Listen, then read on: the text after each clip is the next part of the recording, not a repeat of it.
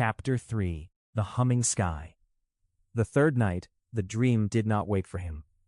It was there the moment sleep took him, as if he had dropped straight through his mattress into it. No preamble, no drifting through old classrooms or strange grocery stores. Just flowers. They rose around him in an endless gentle riot. Taller than his knees, some brushing his hips, their petals soft and thick and impossibly clean. Reds that were almost edible, yellows with the warmth of late afternoon baked into them. Pinks so pale, they were nearly memory. He didn't question how he'd gotten there. Dreams rarely announce their transitions. One moment bed, the next this. The air was warm but not hot. It sat on his skin like a hand that knew exactly how much pressure was comforting. The scent of the flowers was faint, not the cloying sweetness he expected. More like something had whispered, "Spring," and the air had taken it literally. Above, the sky stretched in a perfect, unbroken sheet of soft blue. No clouds. It had texture, though.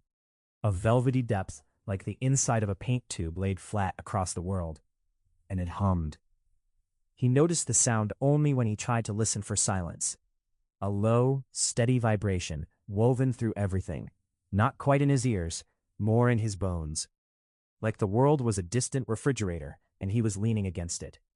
He turned slowly in place. The field went on forever in every direction, flowers bobbing lazily as if to a distant rhythm. If there was wind, he couldn't feel it. The movement was subtle, like breathing. He looked down at his hands. They were his mostly. The right one had the same small ink stain on the side of his index finger he always seemed to have. The nails were short, one slightly ragged where he'd chewed it. His feet were bare, sunk lightly into soil that felt cool and forgiving, like stepping into fresh clay. He flexed his toes. The ground did not cling, it just received. When he looked up, he knew the house would be there. It simply had to be. The thought was so certain that his brain didn't even label it as hope or fear. It was more like recognition, like remembering where the couch is in the dark. There it was, not far, not close, at that same strange fixed distance he had felt in the earlier dream, as if the space between them was a rubber band kept at the same stretch, no matter how far he walked.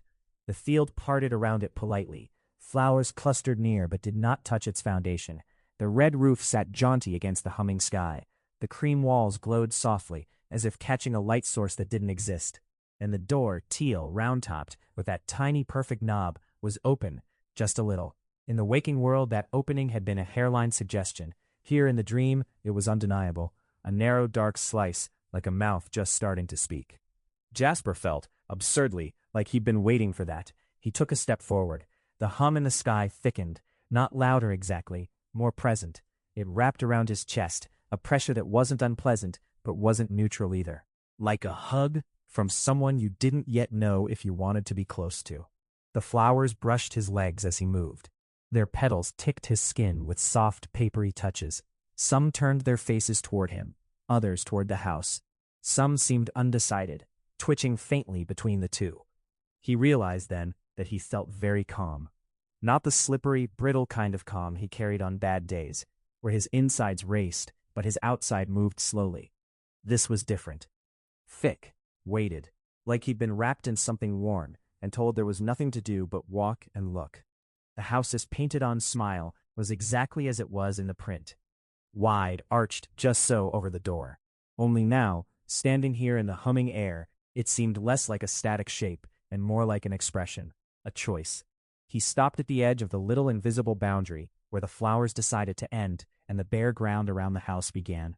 The soil here was darker, flatter. His toes tingled when they touched it, like stepping over a threshold. Heat rolled off the house in a gentle wave.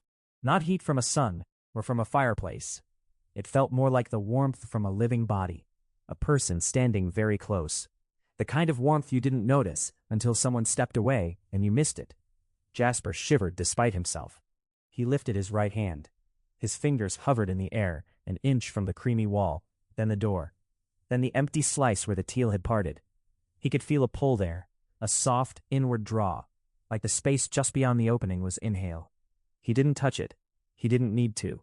The house radiated a welcome so complete and wordless that his throat tightened. He hadn't realized until that moment how much of his waking life had felt like standing at the edge of rooms where other people already knew each other, waiting to see if anyone would wave him over. The house did more than wave. It already stood facing him, arms spread, grinning. "Hi," he heard himself say. The word did not echo. The windows glinted. Both of them. A twin flash, quick and precise, as if something behind those pale blue squares had turned. And for the briefest instant, he felt sure, utterly sure, that something inside the house smiled back at him separately from the painted curve above the door. A second smile behind the first, a real one. His chest clenched, not in fear, in a sort of aching. He wanted, very suddenly, to go inside. That thought should have scared him. It should have tripped some inner alarm, some whisper of, "This is not right." But the hum in the sky deepened, smoothing over rough edges in his mind. The air tasted sweet at the back of his throat. He took another step forward, toes now almost at the threshold of the slightly open door. The darkness within was not absolute. It had gradients, faint suggestions of color, like distant rooms seen through sheer curtains. He thought he saw something flicker deep inside, an orange, a pink, a strange soft blue, and with it, a sense memory hit him hard. A child's bedroom watercolor poster, curling at the corners. A dentist's waiting room mural. A hospital corridor with two bright arcs meant to reassure. Safe colors, friendly shapes. The thought that those same colors might be inside the little house should have felt contradictory. Houses were not supposed to contain skies and fields and memories. Yet, come on, something in him urged. Not a voice, more like a hunger. He shifted his weight forward and woke up. It was not the gentle surfacing of the past few nights. It was abrupt, like falling upward. His body jerked. The bed springs complained. His hand, outstretched toward where the open door had been, smacked the wall beside the frame with a dull thud. "Ow," he hissed. His fingers tingled. He curled them into a fist, then flexed them slowly. Heart racing, he blinked hard against the dimness of his room. It was early enough that the sky outside was still more gray than blue. Light seeped in weakly, turning everything into low-contrast shapes. The print hung exactly where it should be. He stared at it, the fog of sleep burning off in little patches. The field in the print was brighter than his dream, its colors more saturated in their static way. The sky behind the house was that soft, almost flat paper blue. The flowers clustered around with their tidy chaos. The little daisies lined the house's base in a polite, neat fringe, just as he'd last seen them. And the door, open, not slightly, not ambiguously. A clean, undeniable wedge of dark now cut through the teal. The drawn line of the door's edge had moved a solid couple of millimeters, exposing a narrow, uneven slice of interior black. The doorknob, once perfectly centered at the edge, now jutted into open space, still attached, still round, but no longer nested against the jamb. It looked exactly like it had in the dream. His breath stuttered. "No," he whispered, not sure which part of him he was arguing with. The dream, the print, himself. He pushed himself up, blankets slipping off his shoulders, and stumbled to his feet. The floor was cold against his bare soles. The chill helped anchor him, for about half a second. He crossed a small distance to the wall, and stopped so close that the glass of the frame reflected a ghostly overlay of his own face over the smiling house. Up close, the ink line of the door's inner edge was crisp. There was no sign of smearing, no gray ghosts of previous placements. The black was rich and full, as if it had always been there. But it hadn't. He remembered the almost closed door from yesterday, the little suggestion of separation. He remembered the fully closed door from before that. He remembered the dream, the way the door had been open exactly like this. His mind tried to shuffle the sequence, and failed. Dream, print, dream. Which was first? Which dictated which? The hum from the dream clung to him, even here. He felt it in his jaw, a faint, phantom vibration. He pressed the heel of his hand to his forehead, willing a headache that wasn't there into something tangible. "You're just," he swallowed, "you're just stressed, that's all. That's how it works, right? You stare at something enough, you dream about it.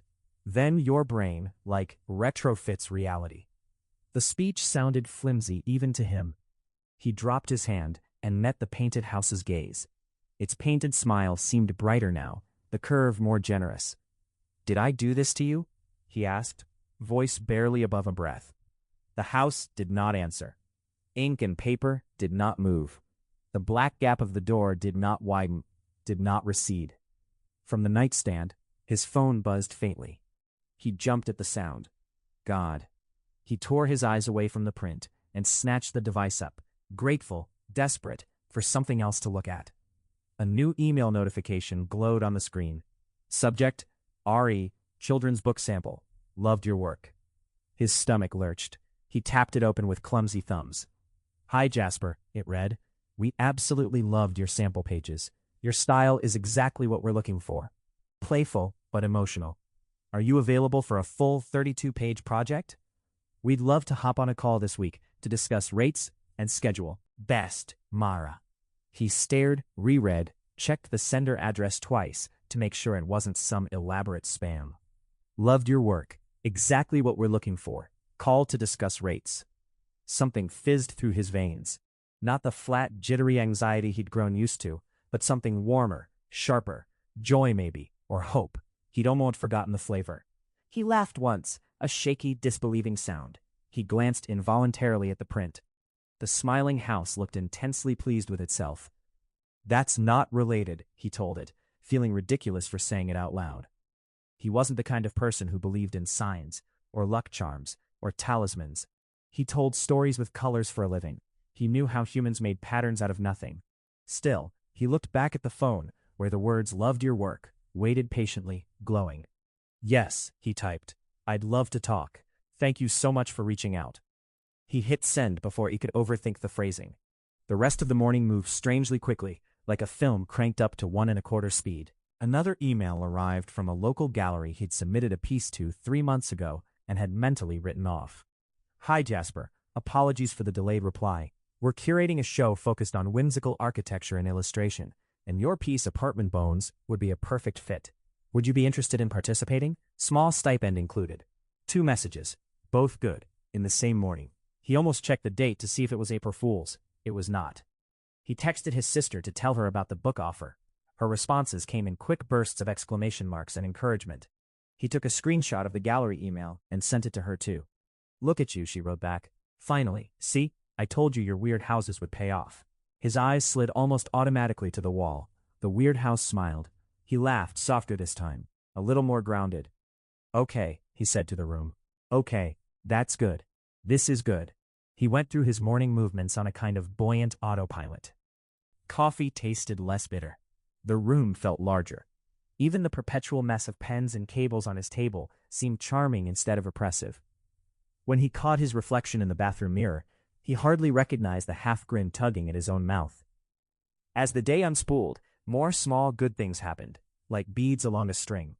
The children's book client suggested a rate that was actually fair without him having to argue. The gallery's stipend, while not huge, would cover most of his rent for a month. An old client emailed out of the blue, asking if he had bandwidth for a follow-up project, and this time led with, "You were such a pleasure to work with last time." His bank app, when he dared open it, still looked more skeletal than healthy. But for once, the numbers in his incoming column outpaced the dread in his chest. Every time he walked between the table and the kitchenette, he passed the bed. Every time he passed the bed, he glanced, just a little, at the print. He began to notice other tiny alignments. The field in the print seemed lighter than before. Not the whole thing, just a faint overall brightening. The shadows between flowers felt less deep. The sky's blue had lost a hint of gray, tipping a little more toward the color of perfect weather. He told himself it was the light outside. The day had turned startlingly clear, the earlier gray blown away by a wind he couldn't hear this high up. Still, when he returned from making a sandwich and caught sight of the print, he thought, irrationally, that the gap of the door looked narrower. He set the plate down, walked to the wall, squinted. The black slice was there, a dark, clean wedge. But if it had changed at all, it was so subtle, he couldn't trust his eyes. His brain, primed now for patterns, for connections, for stories, examined every line like evidence. Stop checking, he told himself, backing away. Just let it be weird art. The workdays slipped by easily, more easily than any had in a long time. Ideas came faster. His lines felt more confident. The children's book roughs he sketched in the afternoon had a looseness he hadn't been able to access for months. When he paused mid-stroke and tried to dissect why, he found his mind had less static. Less of the usual background noise of, "You're behind, you're failing, you're too late." The anxiety was still there, but quieter, muffled under layers of humming sky. By late evening, his shoulders ached in the satisfying way of having actually done things. He stood in the center of his little apartment and turned a slow circle. The space felt nicer. No different objectively. Same peeling paint, same sagging couch, same narrow window. But the air seemed fuller. His gaze snagged, inevitably, on the framed print. He realized suddenly that he had been thinking of it all day, not as the print or the art, but as the house. Something inside him resisted acknowledging that. He walked over anyway and sat on the edge of the bed, directly beneath it, craning his neck to look up. From this close, the flowers at the bottom edge of the print loomed, their circular faces huge. The daisies formed a tight ring along the foundation, just like a border in a children's book illustration. He imagined briefly that if he reached up, he could sink his fingers into that soft field, feel stems give and petals crush. The thought made his chest hitch with a mix of delight and not quite dread. Something like it, smaller. He spoke without planning to. "Thank you," he said. Silence flowed down from the paper field. He felt foolish instantly. Thanking inanimate objects was one thing. Everyone did it when they bumped a table or dropped a mug. Thanking a specific illustration, though, as if it were responsible for emails and stipends and clicks and calls, that was something else. He looked at the door. The gap was still there. Just so. A sliver. A promise. "Not related," he muttered.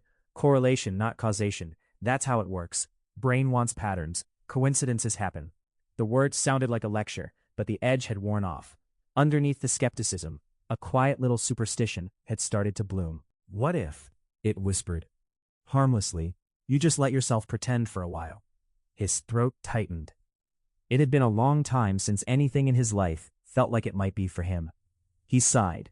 A long exhale that seemed to scrape old worry from his ribs on its way out.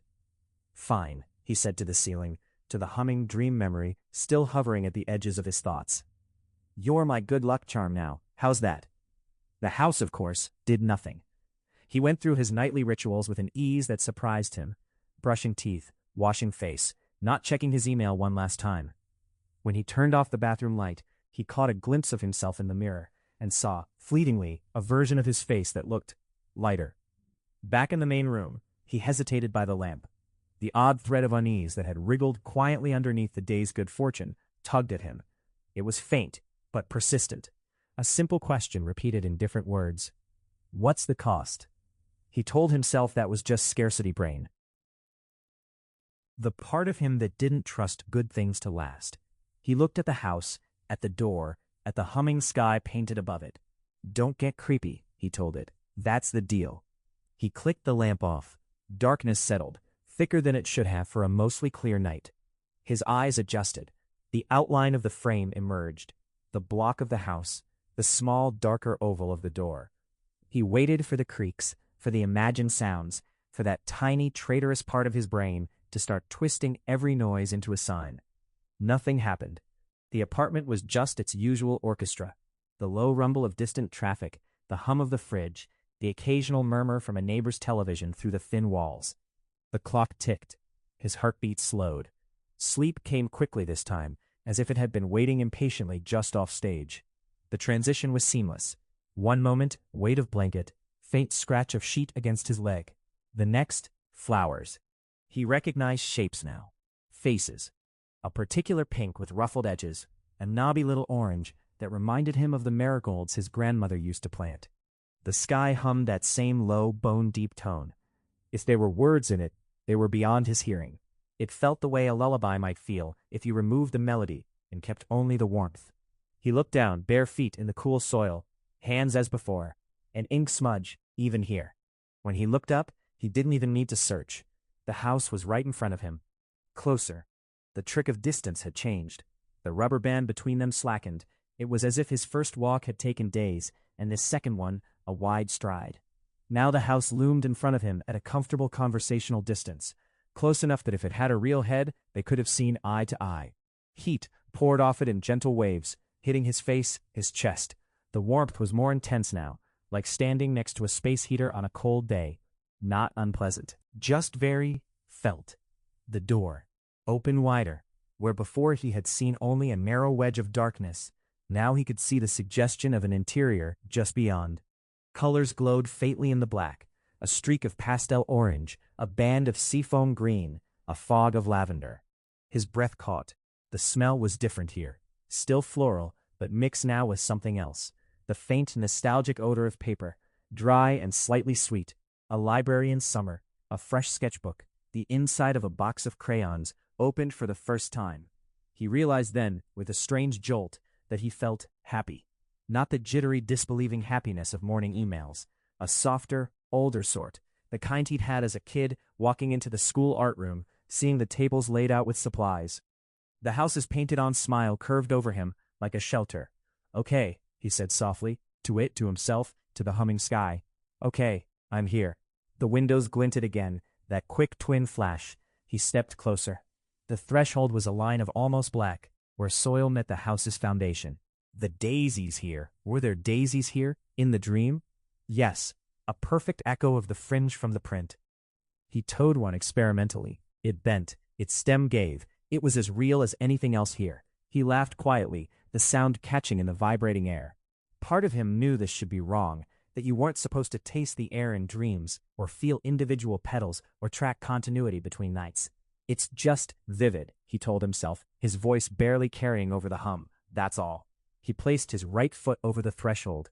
The moment he did, the humming in the sky thickened. It moved lower, into his chest, into his stomach. A pressure building and building, not painful but invasive, like the house was tuning him, finding his particular frequency. His skin prickled, the warmth intensified. He could feel it now not just on his front, but along his sides, as if something had stepped up very close without him seeing it. He froze. The door's darkness waited. Inside, the faint colors pulsed. Once. Twice. In time with the hum. A thought slipped through the warmth, sharp and quick. If I go in, will I come back out? The question startled him. He hadn't realized he'd been thinking in terms of in and out, of here and there, of passage and return. But a door, open, implied movement both ways, unless it didn't. He inhaled. The air tasted like crayons and damp soil, and something else he couldn't name. Something that made his eyes sting inexplicably. His foot hovered, the humming wrapped around his bones like a hand. Gentle, insistent. Just a peek, he told himself. He took one more step, and his alarm dragged him bodily upward. The sound was harsh and too loud in the small room, a shrill blare that had nothing to do with humming skies or warm houses. His hand flailed blindly until it hit the phone on the nightstand and silenced it. He sat up, panting lightly. His body ached as if he'd spent all night standing. The room was bright with late morning light. He'd overslept. His heart kicked once with the old, familiar sting of being behind. Then he saw the print. The breath left him in a thin, disbelieving line. The field in the image was brighter than ever, colors almost singing. The sky behind the house shone a touch lighter, as if the paper itself had been cleaned. The daisies hugged the base of the house in a perfect ring. And the door, open wide. The teal oval now swung a full quarter, its right edge pulled away demonstrably from the frame. The black interior cut into the house's body, like a wound or a welcome. The doorknob floated in the empty space between, still attached, still round, but now clearly part of a door halfway through the act of opening. Inside the door, for the first time, he could see color, not just black. Behind the darkness in the narrow interior slice, faint washes of hue, orange, pink, a smear of that particular seafoam green. They were not drawn with the same solidity as the rest of the print.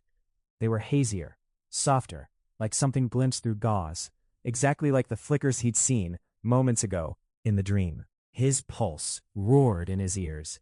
"No," he whispered, a useless protest.